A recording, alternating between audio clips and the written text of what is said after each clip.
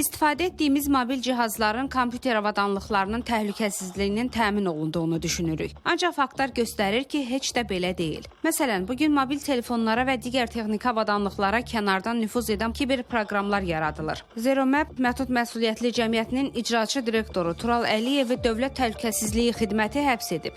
Yaratdığı kiber proqramla yerli və xarici şirkətlərin məlumatlarını qanunsuz ələ keçirməkdə və digər kiber cinayətlərdə ittiham olunan Tural Əliyev məhkəmə qarşısında mühakimə olunur. İnformasiya texnologiyaları üzrə mütəxəssis Fərhad Mirəliyev deyir ki, bugün kompüter avadanlıqları, mobil cihazların təhlükəsizliyini tam təmin etmək mümkün deyil. Mütləq olaraq təhlükəsizliyi təmin etmək qeyri-mümkündür.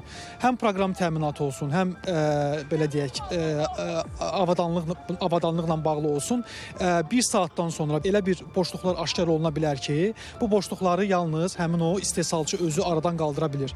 Və bu müddət nə qədər uzanırsa, həmin boşluqlardan kənar şəxslərin, üçüncü tərəflərin istifadəsi üçün bir münbit şərait yaranır. Bəs müasir dövrdə bu cür təhdidlərdən çıxış yolu varmı? İnsanların mesajlarına ələ keçirmə, telefon danışıqlarını dinləmə, o cümlədən fərdi məlumatların mobil cihazlardan ələ keçirilməsi, mobil cihazların məsafədən idarə olunması, onlara müdaxilə olunması və s. kimi hallar, yəni praktikadan bizə məlumdur.